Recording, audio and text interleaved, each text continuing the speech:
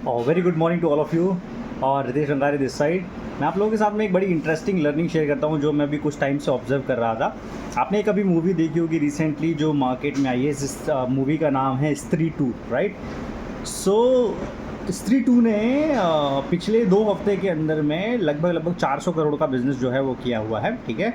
वहीं पे जो बहुत बड़ी बड़ी ब्लॉकबस्टर्स या बड़ी स्टार कास्ट के साथ में जो मूवी रिलीज़ होती हैं, जैसे मान लीजिए कि आमिर खान है जिसमें शाहरुख खान है या सलमान खान है, या हैवी बजट की मूवीज़ रिलीज़ होती है, जैसे कल की एक मूवी आई हुई थी, कई हज़ार करोड़ की जो है वो मूवी बनी हुई थी, ठीक है।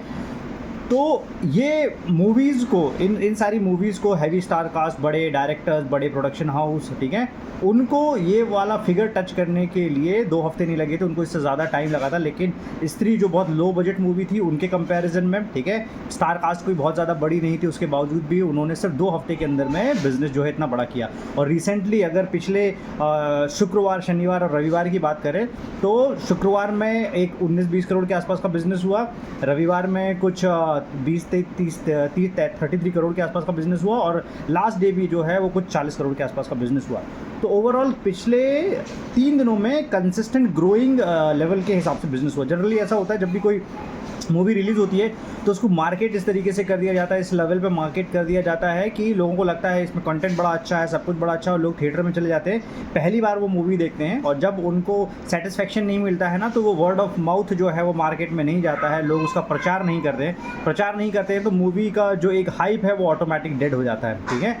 अब ये बात मैं क्यों बता रहा हूँ, इसका रेलेवेंट क्या है कि मैं जो है हमारे बिज़नेस से कैसे रेट कर सकता हूँ। हम में से बहुत सारे ऐसे लीडर होते हैं जो कुछ बिज़नेस ना बिल्कुल इसी तरीके से करते हैं जैसे कोई बड़ी स्टार कास्ट है, और वो अपने मन में एक वहम बना के रखते हैं कि बिज़नेस ऐसे ही होता है, ठीक है। जैसे वो मान के चलते हैं कि अगर आपके पास में बड़ा पैसा होगा तो ही बड़ा मूवी जो है बनेगा, तो ही बड़ा बिज़नेस खड़ा होगा, या बड़ा मूवी बनेगा तभी जो है उसको सुपर डुपर हिट किया जा सकता है, राइट। तो स्त्री इसका एक सबसे बड़ा एग्जाम्पल है कि ये सब वहम है, ऐसा नहीं होता है। अगर आपके प्रोडक्ट में, आपकी सर्विस में, आपकी लीडरशिप में, आपकी टीम में दम है तो आप वो सारे काम कर सकते हो जो बिना पैसे के भी संभव है, आपको बड़ा पैसा लगाने की ज़रूरत नहीं है। नंबर 2, बहुत सारे लोग जब बिज़नेस करते हैं, एटमी में भी जो बिज़नेस करते हैं, वो लोग प्लान करते हैं कि किसी भी तरीके से खींच तान के, जुगाड़ लगा के, या बोलना चाहिए किसी को प्रूव करने के लिए एक बार क्वालिफिकेशन निकल जाए या एक बार मैचिंग निकल जाए, मेरे को फलाने व्यक्ति को दिखाना है, ठीक है। वो ये नहीं सोचते हैं कि वो इस बिज़नेस में कोई एक दिन के क्वालिफिकेशन के लिए या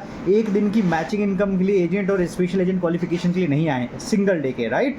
तो उनकी सबसे बड़ी प्रॉब्लम क्या होती है, वो इस चीज़ की हैबिट क्रिएट कर देते हैं, और ऐसे लोग एक बार ज़िंदगी में कभी बिज़नेस करते हैं और उसके बाद 6 महीने, 8 महीने, 10 महीने या 1-2 साल जो है कभी बिज़नेस नहीं करते और डेड हो जाते हैं। तो उन्होंने क्या किया रहता है, बिज़नेस के core ethics, core principle follow नहीं करे रहते, राइट।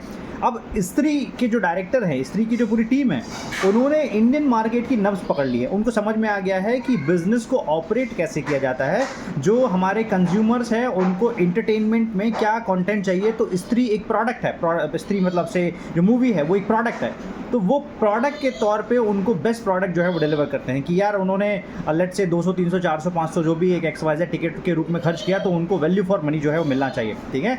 सेम कंसेप्ट होता है बिज़नेस में। बिज़नेस में अगर किसी को हम लोगों ने एटमी का कोई सर्टेन प्रोडक्ट दिया है तो उसको वो रिजल्ट मिलना चाहिए, तब ऑटोमेटिकली वो हमारे साथ में रिपीटेटिव कंज्यूमर के बेस पे बना रहेगा, जो कि होता है हमारे साथ में। दूसरी चीज़ होती है कि अगर आपने किसी के साथ में एसोसिएट किया है तो आप उसको right way, right direction, right method जो है वो सिखाएं, ताकि वो लगातार ग्रोइंग बेस पे जो है वो बिज़नेस खड़ा कर पाए, ठीक है। बिज़नेस ऐसा ना हो कि एक लहर की तरीके से आया और एक उसका जो सबसे ऊपर वाला पड़ाव था उसको टच किया और दोबारा से जो है वो बैठ गया और उसके बाद में कभी उठा नहीं, ठीक है। बिज़नेस है ना, ऐसा होना चाहिए जो भले थोड़ा सा बढ़े लेकिन कंसिस्टेंट फॉर्म में धीरे धीरे धीरे करके ग्रो होता रहे, और 2 हफ्ते बाद में, 2 महीने बाद में, 2 साल बाद में या 20 साल बाद में भी डेड ना हो। और ये तभी हो सकता है जब आपने बिज़नेस शुरुआत करने के समय में कोई गलती ना करी हो। जनरली लोग बिज़नेस शुरुआत करने के समय पे ही गलती कर देते हैं। जब उनको कोई टाइटल मिल जाता है, जब उनको कोई एक रैंक मिल जाता है, तो वो उस स्टेज पे पहुंच जाते हैं कि ना वो उसके नीचे के level, let's say agent, special agent जो है उनके लेवल पे आके उनकी ट्रेनिंग्स अटेंड कर पाते हैं, ना उसके ऊपर जो है वो जा पाते हैं और ASM और DM के लेवल को टच कर पाते हैं, राइट। सो ये हमको जो ये भ्रम है ये तोड़ने की ज़रूरत है, और इस प्रकार की जो मूवीज़ हैं इनसे हमको बहुत ज़्यादा लर्निंग लेने का रिक्वायरमेंट है। हमको समझना चाहिए कि बिज़नेस ऐसे खड़ा करना पड़ता है, राइट।